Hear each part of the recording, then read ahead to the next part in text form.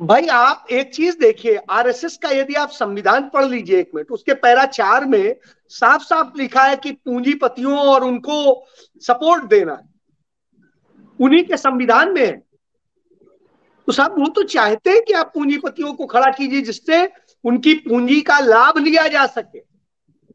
यह बात उनका संविधान कह रहा है, मैं नहीं कह रहा हूं, तो पढ़ लीजिए।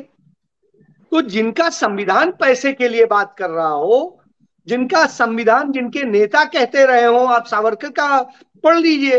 उन्होंने क्या कहा था, किसी भी कीमत पर सत्ता होनी चाहिए।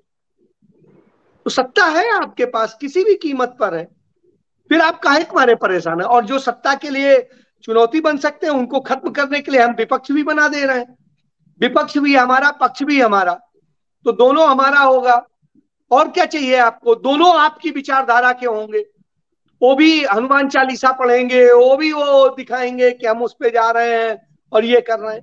तो साहब वो बिल्किस बानो के लिए नहीं बोलेंगे, वो बलात्कार के लिए नहीं बोलेंगे, वो कठुआ पे नहीं बोलेंगे, वो चीन पे नहीं बोलेंगे, वो और किसी चीज पे, मुद्दे पे नहीं बोलेंगे, महंगाई पे वो प्रोटेस्ट नहीं करेंगे। वो सिर्फ अपनी बात करेंगे, आपकी बात करेंगे। तो आपके लिए और क्या चाहिए। पक्ष भी हम आपका बना दे रहे हैं, विपक्ष भी बना दे रहे हैं, आपके लिए इससे सुरक्षित क्या होगा। आम आदमी पार्टी क्या कहती है, हम कांग्रेस का विकल्प बनेंगे। ये मेरा बयान नहीं है, ये अरविंद केजरीवाल का बयान। तो कांग्रेस का वो विकल्प बनने की बात कहते हैं, वो भारतीय जनता पार्टी का विकल्प बनने की बात नहीं कहते हैं। नहीं नहीं, आम तो आदमी इससे, पार्टी ने अभी स्टेटमेंट दिया है अजय जी कि 2024 में नरेंद्र मोदी के अपोजिट अगर कोई विकल्प है तो वो है केजरीवाल। तो वही तो मैं कह रहा हूं भाई, और क्या कह रहा हूं, आप सुन तो लीजिए मेरी बात। वो कांग्रेस का विकल्प बनने की बात करते हैं। तो जब वो कांग्रेस का विकल्प बनने की बात करते हैं, तो आप समझिए, आप यही तो चाहते हैं और वही है कांग्रेस वो का दे विकल्प रहे तो हैं। नरेंद्र मोदी हो गए ना सर। भाई 1 मिनट आप बात समझिए, नरेंद्र मोदी प्रधानमंत्री हैं, वो रहेंगे। अब नरेंद्र मोदी का विकल्प केजरीवाल। नरेंद्र मोदी का विकल्प नहीं है कोई, नरेंद्र मोदी हाँ, का विकल्प के रूप में कोई खुद को नहीं कह रहा है। नहीं ये तो कांग्रेस कह रही है ना कि वो बीजेपी की बी पार्टी है। कांग्रेस क्यों कह रही है, उसे खुद आम आदमी पार्टी साबित कर रही है, अपने एक्टिविटीज से साबित कर रही है। अच्छा ठीक है, आप चर्चा। बताइए ना, आप मुझे बताइए। आप देखिए, 1 मिनट उदाहरण दे रहा हूं, दिल्ली में ईडी और दूसरी चीजें यहां से चलता है, और जहां उनके पास एक ही जगह ऐसी सत्ता है जहां पर उनके पास पुलिस और विजिलेंस और दूसरी चीजें हैं, एंटी करप्शन, वहां पर वो चलते हैं।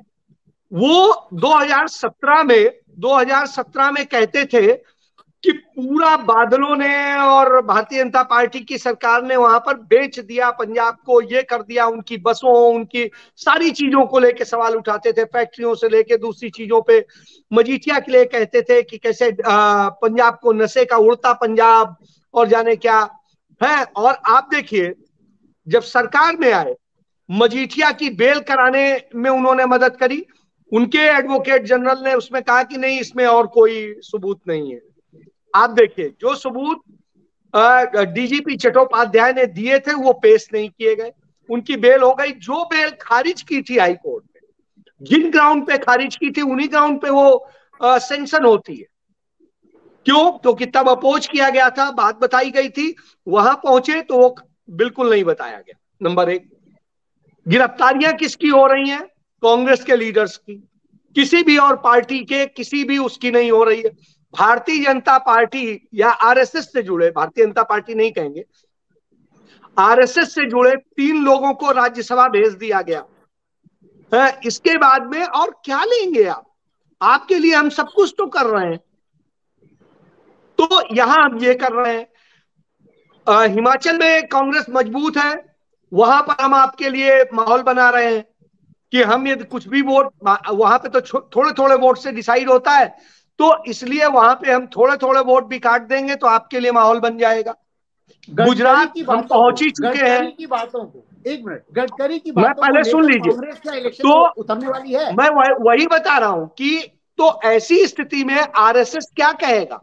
आपको पक्ष भी हिंदू उसको मिल रहा है, हिंदू राष्ट्र वाला, और विपक्ष भी मिल रहा है हिंदू राष्ट्र वाला।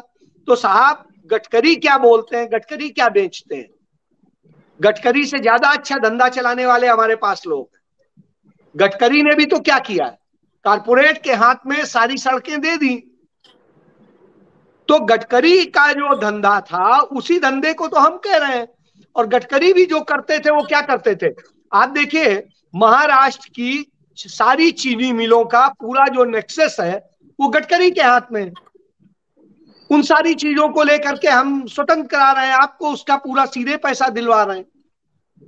तो उन सारी चीजों को देखिए आप, और उसके लिए मैंने वहां पर फडणवीस को आपको मजबूत करके दे ही दिया है, वो सारा काम कर ही दे रहे हैं। फिर आप क्यों चाहिए?